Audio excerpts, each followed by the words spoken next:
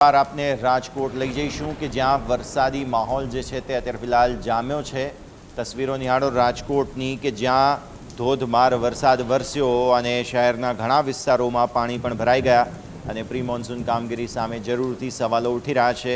વાહન ચાલકોને મુશ્કેલીનો સામનો કરવો પડી રહ્યો છે અને અત્યાર સુધીમાં રાજકોટમાં સિઝનનો 2 ઇંચ જેટલો વરસાદ પડ્યો છે। રાજકોટ પાણી થઈ ગયું છે। હું તમને 15 થી વધુ સોસાયટીને જોડતા આ પોપટપરા ગરનાળાના દ્રશ્ય બતાવીશ।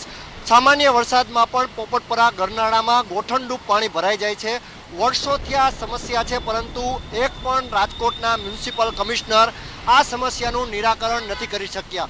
હાલ અત્યારે સાંઢિયા પુલનું કામ જામનગર રોડ ઉપર શરૂ હોવાથી તમામ ટ્રાફિકને અહીં ડાયવર્ટ કરવામાં આવ્યો છે। આજે બપોર સુધીમાં રાજકોટમાં વાત કરવામાં આવે તો 1.5 ઇંચ વરસાદ પડ્યો છે અને 1.5 ઇંચ વરસાદ પડતા રાજકોટના રયા રોડ વિસ્તાર, રાજકોટના રામનાથપરા વિસ્તાર, મવડી વિસ્તાર સહિતના અનેક વિસ્તારોમાં પાણી ભરાયા છે।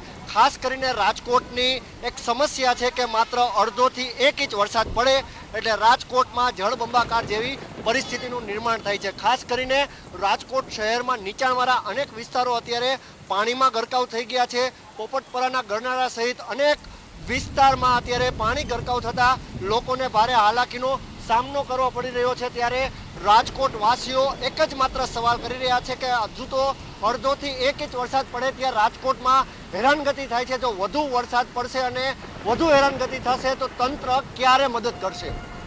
ઋષિ દવે, ન્યૂઝ કેપિટલ, રાજકોટ।